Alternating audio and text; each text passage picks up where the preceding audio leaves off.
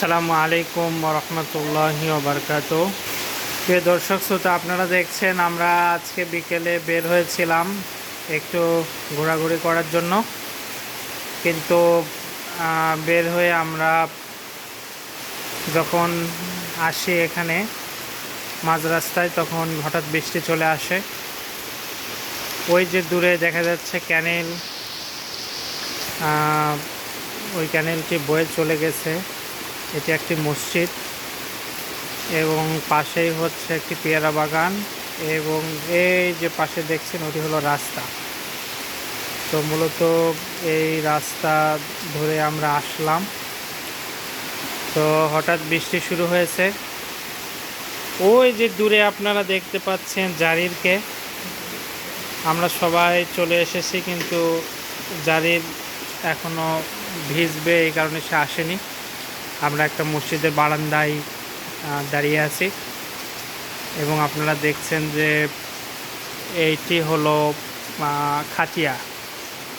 গ্রামগঞ্জে প্রত্যেকটা, শুধু গ্রামগঞ্জে না, শহর বন্দর প্রত্যেকটা জায়গাতেই এরকম খাটিয়া থাকে। মূলত মৃত ব্যক্তিদের গোসল এবং কবর পর্যন্ত তাদেরকে নিয়ে যাওয়ার জন্য এই খাটিগুলো তৈরি করা হয়। তো খুবই সুন্দর একটি দৃশ্য, গ্রামীণ দৃশ্য আপনারা দেখছেন যে সুন্দর একটি আবহাওয়া। সে আবহাওয়া পাশেই ওইটি হচ্ছে নদী। নদী তো না, এটাকে ক্যানেল বা খাল বলা হয়। তো বৃষ্টি হচ্ছে, ওই যে ছাদের পানিগুলো পড়ছে। তো এই ক্যানেলের পাশেই জনবসতি, আর সেই জনবসতির পাশ দিয়ে বয়ে চলেছে একটি রাস্তা এবং তার পাশে একটি সুন্দর মসজিদ, যে মসজিদে এখন আমরা অবস্থান করছি। তো চলুন মসজিদের ভিতরটা একটু আপনাদের দেখাই। আপনি কি মুয়াজ্জিন মসজিদের? তাই নাকি? তো মসজিদটা তো খুব সুন্দর দেখছি, আর খুব সুন্দর পরিষ্কার পরিচ্ছন্ন। তো এটা কে পরিষ্কার করে এগুলো? আপনি নিজেই করেন? মাশাআল্লাহ। দর্শক, আপনারা দেখছেন একজন বৃদ্ধ মানুষ, দাদু, উনি নিজেই আসলে মসজিদের দেখাশোনা করেন। তো দাদুর বাড়ি কোথায়? এখানেই, এই মাঠেই? আচ্ছা। মসজিদের ভিতরটা কেমন? তো বাইরে বৃষ্টি হচ্ছে, পুরোটাই অন্ধকার, আপনাদেরকে দেখাচ্ছি। গ্রামগঞ্জের মসজিদ সাধারণত যেমন হয়, খারাপ না, বেশ ভালোই। তো ছোট্ট একটা মসজিদ, কিন্তু সুন্দর পরিপাটি করা। ওপরে সুন্দর ফ্যান আছে, একটা সুন্দর বাতিও দেখা যাচ্ছে, ঝাড়বাতি টাইপের। জলে দেন দেখি, এখন এই বাতিটা তিনি দিবেন। ওয়াও, সুন্দর একটা আলো ঝাড়বাতিতে এসেছে। যদিও আমার ক্যামেরা কতটুকু ধরতে পেরেছে জানি না, আপনারা দেখছেন খুব সুন্দর একটা আলো। তো এই একটা আলোই মসজিদের সৌন্দর্যটাকে অনেকটাই বৃদ্ধি করেছে। খুবই সুন্দর গোছালো একটি মসজিদ।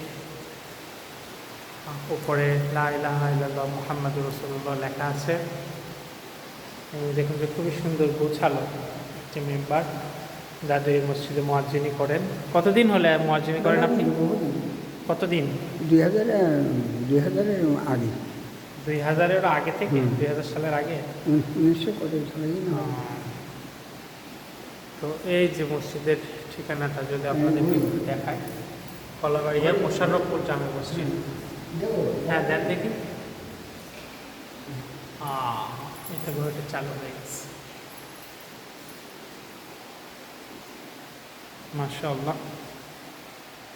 তো আপনার বেতন ভাতা, হাদিয়া তুফা কেমন কি দেয়? এখন 3000 টাকা দিচ্ছে। 3000? জি। আপনি কি করতে হয়?